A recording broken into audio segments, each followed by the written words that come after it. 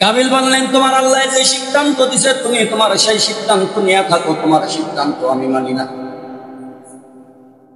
আদম আলাইহিস সালাম বললেন, সন্তান তুই ছোট, বেশি বুঝিস না, কারণ আমি আদম জান্নাতে ছিলাম, তোর মাও জান্নাত ছিল, সামান্য একটা ভুলের কারণে আল্লাহ আজকে দুনিয়ার মধ্যে পাঠাইছে। আবারও যদি আমি আল্লাহর বিরোধিতা করে, আল্লাহ যে হুকুম দিয়েছে, যে নির্দেশ দিয়েছে, সেই নির্দেশের সেই হুকুমের বিরোধিতা যদি আমি করি, না জানি আল্লাহ আমার কি করে। অতএব আল্লাহ যেইটা বলছেন সেটাই হবে। কাবিল বলতেছেন, না বাবা, আমি যাকে চাই তাকে আমারে দিতে হবে, না হলে কিন্তু বিকল্প পথ যেটা আছে সেটা তোমরা দেখো। এক পর্যায়ে অনেক লম্বা ঘটনা, কাবিল হাবিলকে নিয়ে গেলেন, বলতেছেন, ভাই এখনো সময় আছে, তুই যদি তোর জোড়া কোনটাকে আমারে দিয়া দাস, তোরে আমি দুনিয়াতে বাসায় রাখি, আর যদি তুই আমারে তোর জোড়ার বোন সুন্দরী এইটাকে যদি আমারে না দাস, তাহলে আমি তোরে আর দুনিয়াতে থাকতে দিব না, তুই এই সুন্দরী বুড়িকেও পাবি না, তুইও দুনিয়াতে থাকবি না, তোরে আমি কতল করে তারপরে কবরে পাঠাইয়া দিব। হিংসা, দলাদলি শুরু, কে নিয়া? সুন্দরী মেয়ে নিয়ে। এক পর্যায়ে তো কতলাই করে হারাইছে কাবিল হাবিলকে, সবাই তো ঘটনা। এভাবে পৃথিবীর মধ্যে যত ঘটনা দেখেন, কিছু না কিছু নিয়ে দলাদলি আসে না নাই? কেউ দলাদলি করে সুন্দরী মেয়ে নিয়া, কেউ দলাদলি করে জমিন নিয়া, কেউ দলাদলি করে টাকা পয়সা নিয়া, আবার কেউ আছে দলাদলি করে বিভিন্ন গাড়ি বাড়ি নিয়ে দলাদলি করে। এই দলাদলি করার পিছনে তৃতীয় পক্ষের হাত থাকে। আর ওই যে বলছিলাম হাবিল আর কাবিলের মধ্যে যে দলাদলি হয়েছে, এই দলাদলির পিছনে তৃতীয় পক্ষের হাত ছিল শয়তানের।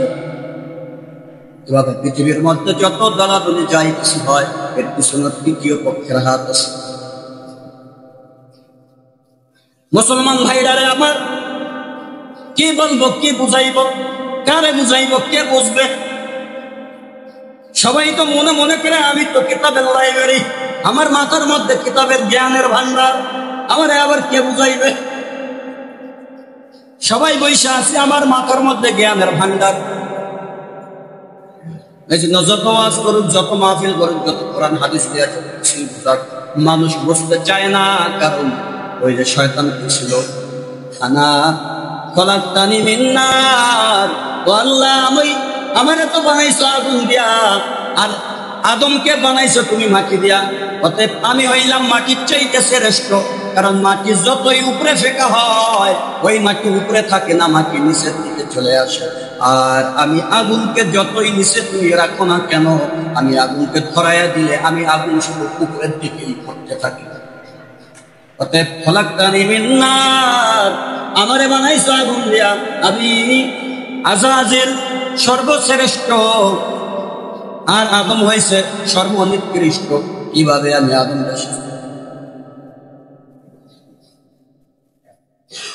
ভাইরারে আমার, এই জন্য বলছি, অহংকার ভিতরে ঢুকে গেছে।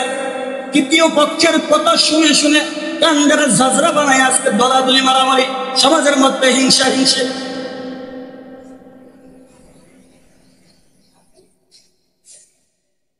এই ফাঁকের মধ্যে দুঃখের কথা আমি পেয়ে ফেলাই। আমার দুঃখের একটা কথা, আমার এই জায়গায় কোনো জমিন নাই, বাড়ি নাই, গাড়ি নাই, কিছুই নাই। তুমি আমার চাচাতো ভাই হও না, খালাতো ভাই হও না, ফুফাতো ভাই হও না, তোমার সাথে মায়া নিয়ে কোনো দ্বন্দ্ব নাই, জমিন নিয়ে কোনো দ্বন্দ্ব নাই, টাকা নিয়ে কোনো দ্বন্দ্ব নাই। তারপরও তুমি পিছনে পিছনে তৃতীয় পক্ষের কাজ কেন করো?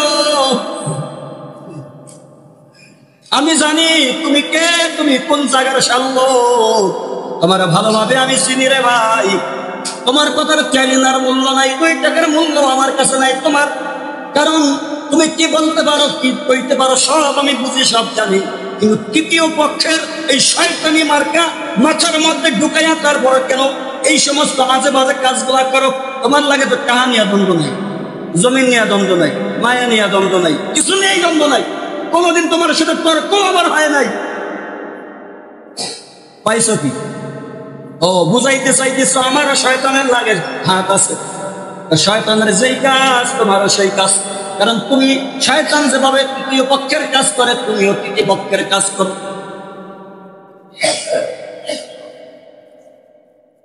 এজন্য আল্লাহর নবী কি বলছেন? কাফা বিল মারই কাযিবান আইয়ুহাদ্দিসা বিকুল্লি মা সামিআ। আল্লাহর নবী বলেন তুমি মিথ্যাবাদী হওয়ার জন্য এটাই যথেষ্ট, তুমি যাহা শোনো তাহাই তুমি বলো। কোনো যাচাই নাই বাছাই নাই, কিছুই নাই। কিন্তু আমি মনে মনে ভাবলাম আমার সাথে কিছু নিয়ে দ্বন্দ্ব না, টাকা নিয়ে না, গাড়ি নিয়ে না, গয়না নিয়ে না, বাড়ি নিয়ে না, কিছু নিয়ে না, তারপরে তুমি কেন আমার পিছনে লাগছো? আমি জানি যদিও জায়গা নিয়ে তোমার সাথে দ্বন্দ্ব নাই, বাড়ি নিয়ে দ্বন্দ্ব নাই, কিন্তু যখন হক কথাগুলো বলি তোমার গায়ে টস করিয়া লাগে।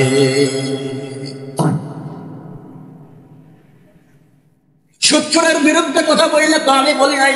আল্লাহ তাআলা তো কোরআনের মধ্যে সুদখোরের বিরুদ্ধে কথা কইছে না আমি কইছি?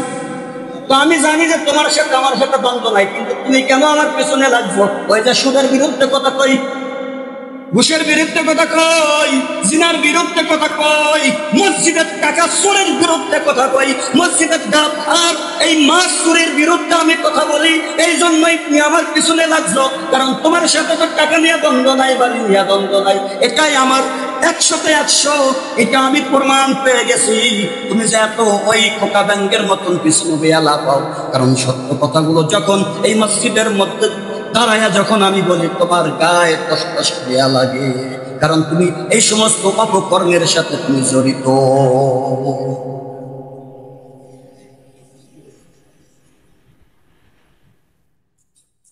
পাগলা রেখা, এই পাগলা, সাকুর যে হাতা আছে এটা লারাসকা, তুই জানোস না কি লেগে লড়াই?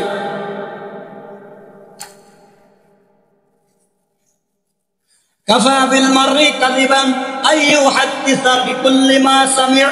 বলেন তো আল্লাহর নবী যে কথাটা বলছে মিথ্যা কথা? কথা বলেন না, আপনার কথা শুনে মনে হয় মিথ্যা কথা।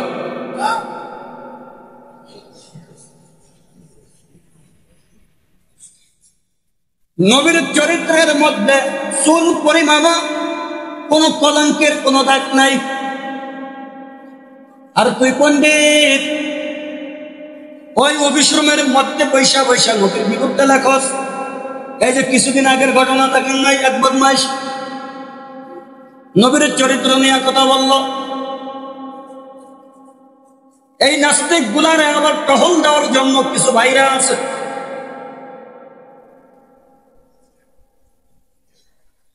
কথা কোন দিকে বলতাম, কোন দিকে যাইবো আর কোনটা মনে করে আবার সমাজের মধ্যে গাছ লাগাইয়া লাইবেন। এজন্য কথা বলি হক কথা কি, কিন্তু মাঝে মাঝে ভয়ও লাগে, কারণ কইছি তো ভালো কথা, কিন্তু আপনি যে এই কাজের সাথে জড়িত থাকার কারণে আমার হক কথাটা যখন তোমার গায়ে লেগে গেছে, তোমার মধ্যে চুলকানি শুরু হয়ে গেছে। আর এমন চুলকানি, এই চুলকানির কোনো মলম নাই।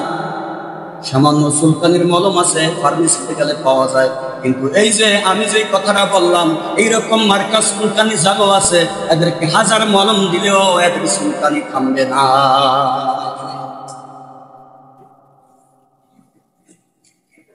কিন্তু তারপরও চাকরির ভয় নাই রে ভাই, রিজিকের মালিককে বলেন, সবাই বলেন। এই জন্য কি আমি খাইতে পারবো না এর লেগে হক কথা বলা ছেড়ে দিতাম? ওই আমলেও মোটামুটি কম বলি নাই, বুঝলেন কোন আমলের কথা কইছি? ওই আমলেও মসজিদের মধ্যে বসে মোটামুটি কম বলি নাই। আর আলহামদুলিল্লাহ এখন তো মুক্ত বাতাসে আছি, কোনো চিন্তা নাই। কারণ আল্লাহ যদি আমার সাথে থাকে, কোরআন যদি আমার সাথে থাকে, হাদিস যদি আমার সাথে থাকে, রিজিকের মালিক তো আল্লাহ। তোমার মধ্যে চুলকায়া তুমি তৃতীয় পক্ষের কাজ করবা, সমাজের মধ্যে মানুষের সাথে বাইরের সাথে দ্বন্দ্ব লাগাইয়া দিবা। তোমার মতো এইরকম নাপাক মানুষ আমাদের দেখার কোনো দরকার নাই। এজন্য নবীজির প্রত্যেকটা কথা সত্য, প্রত্যেকটা কথা সত্য, প্রত্যেকটা কথা সত্য। অতএব তৃতীয় পক্ষের কাজ করা যাবে নি? বলেন, করবেন নি আপনারা? এটা শুধু আমি বলতে না, আপনাদের মধ্যেও যদি কোনো ঝামেলা হয় আগে ভালোভাবে যাচাই বাছাই করবেন, বলে এর পিছনে কোনো তৃতীয় পক্ষের হাত আছে কিনা। কারণ তোমার সাথে আমার সাথে কোনো কিছু নিয়েই দ্বন্দ্ব নাই, হঠাৎ করে তুমি পিছন দিক দিকে আইসা তুমি আমার মাথায় কেন বাড়ি মারলা, অবশ্যই এর পিছনে কোনো রহস্য আছে। কিছু নিয়ে দ্বন্দ্ব নাই, পিছন দিক থেকে কেন তুমি আমারে বাড়ি মারলা, পিছন দিক থেকে চার দোকানে বৈশা বৈশা, মারের কোনায় বৈশা বৈশা, অমুক জায়গায় তমুক জায়গায় বৈশা বৈশা, অমুকে ভালো না, এই দোষ ওই দোষ সেই দোষ। আরে ভাই কি দরকার, তোমার লাগে তো আমার লাগে কোনো দ্বন্দ্ব নাই, এমন কেন করতেছো? বুঝতে বাকি নাই, হক কথা বলি এই জন্য গায়ের মধ্যে শিক্ষানি। আল্লাহ নবী বলছেন কাফা বিল মারই কাযিবান আইয়ুহাদ্দিসা বিকুল্লি মা সামিআ, বলে মিথ্যাবাদী হওয়ার জন্য এটাই যথেষ্ট, তুমি যাহা শোনো তাহাই বলো, যাহা শোনো তাহাই বলো, এটাই প্রমাণ করে তুমি এক নাম্বার সারা মিথ্যাবাদী। অতএব ভাই তৃতীয় পক্ষের কাজ করা যাবে না, হিংসা করা যাবে না, বিবাদ করা যাবে না, শিকায়ত করা যাবে না। আমার মধ্যে নাপাকের অভাব নাই, আমার মধ্যে নাপাকের অভাব নাই। আর এখানে যেই কয়জনে আসেন মুসল্লি তো অনেক কম, হয়তো কাজে বাজে আছে, বলেন তো ভাই আমার একজন দাঁড়ায় আছে আমি জান্নাতে জানি, বলেন। আর আমি আপনি বলেন আমার যে একজন কে আছেন যে আমি 100 জান্নাতে যাম, কোন দেখি বলেন যে। তা তুমি এত বাহাদুরি কেন করো? তুমি মরলে জাহান্নামে যাও।